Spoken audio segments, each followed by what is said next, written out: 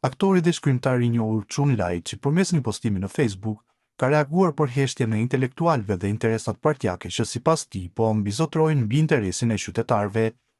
Me një gjuhë të drejtë për drejtë, Lai-chi ka folur për raportin e politikës me Amerikën, për sulmet ndaj Vjosa Osmanit dhe Albin Kurtit, si dhe për kthimin e Kosovës në mendësi të vjetra, duke theksuar se vendi ka nevojë për guxim, ndershmëri dhe përfaqësim të vërtetë të popullit, që vuan nga elita milionere e pushtetit për cilët bota sot. Në vim shkrimi i plot. Ju keni interesa më të mira, por jo edhe një njeri që flet pa ja rrudh qerpikun. Unë sloboj, unë flas hapur, e them atë që duhet thanë, nuk ja çeli shtegun Haradxhiut, nuk e shti para analfabetit, unë flas pa doreza, pa qime në gjuhë.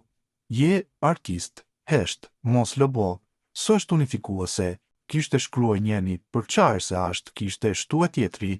e Kurtit ashtë, ja kishte vu kapakun filan fisteku, Kosova ka nevoj jo për mend, jo për fjalë, inglez që. Por për trima e bura o dash, qesha, o zot sa shumë qesha.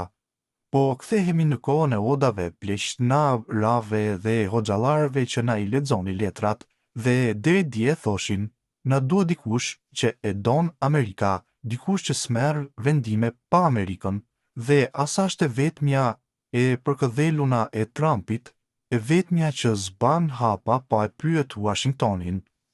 Por, ja që partitë e patën me hile edhe dje edhe sot, partitë që zvoglonin si përrojt mbas shiut dalin kundër Vjosës, bajnë thirrje, mos e votoni, ajo është